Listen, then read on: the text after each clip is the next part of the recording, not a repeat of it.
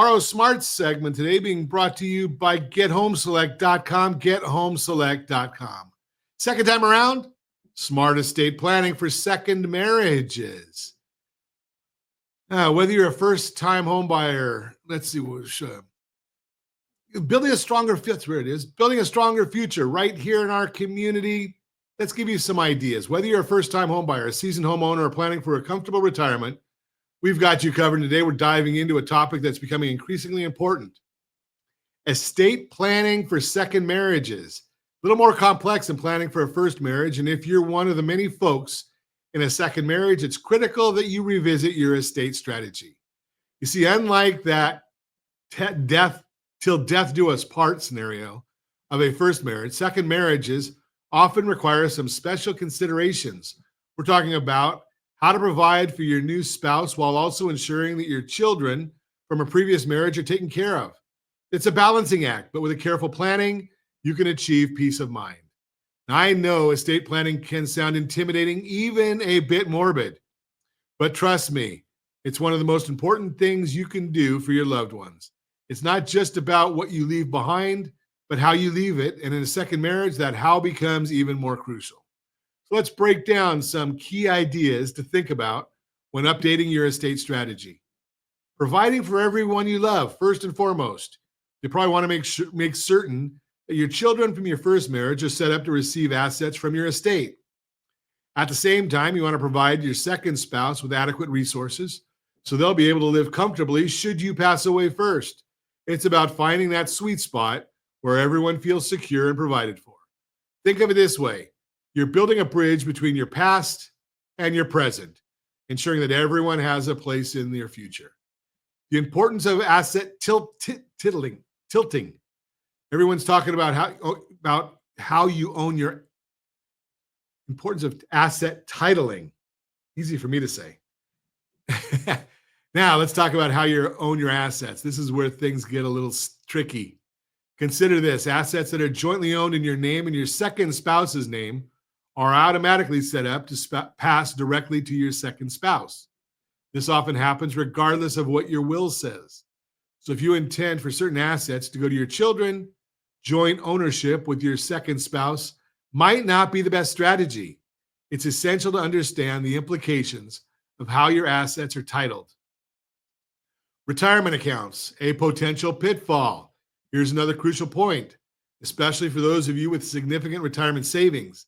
If you designate your second spouse as the beneficiary on your retirement accounts, remember this: once you're gone, your surviving spouse can name anyone they choose as the beneficiary. Yes, you heard that right. Even if there were promises made to name your children from a previous marriage as successor beneficiaries, your second spouse isn't legally obligated to honor them. This is a big one, folks, and it requires careful consideration and planning. Prenuptial and postnuptial agreements. Now, I know the word prenuptial can sometimes raise eyebrows, but in the context of a second marriage, prenuptial and even postnuptial agreements can be an incredibly valuable tool. These agreements, when drafted with the help of a professional who has legal expertise in estate management, can help clarify financial expectations and protect the interests of both spouses and your children. They can address things like how assets accumulated before the marriage will be treated, ensuring that everyone is on the same page. Addressing children's concerns. Let's face it, if your new spouse is closer in age to your children than you, your children might have some real concerns. They may worry that they might never receive an inheritance. It's a natural fear, and it's important to address it head on. One approach to consider is passing assets directly to your children upon your death. This can be achieved through various means, and the one common method is the purchase of life insurance. Life insurance can provide a designated sum of money to your children, ensuring that they receive an inheritance regardless of what happens with other assets. It's a way to provide the guarantee and alleviate those fears. Now, let's talk about another crucial aspect of estate planning: protecting your assets from the potential costs of long-term care. Here's a sobering reality. Extended care can be incredibly expensive, and it can drain assets that you've intended to support your spouse or pass on to your children. Therefore, it's important to consider approaches that can help protect against the risk. Long-term care insurance is one option, but there are other strategies as well. It's about being proactive and planning for those what-if scenarios. The importance of professional guidance, giving you a lot to think about, and I want to emphasize that estate planning for second marriages is not a do-it-yourself project. It requires the expertise of professionals. This is where a certified liability advisor, CLA, can be an invaluable resource. As a CLA, I help families build wealth through strategic debt management. But it's not just about debt, it's about looking at your entire financial picture, including your estate planning.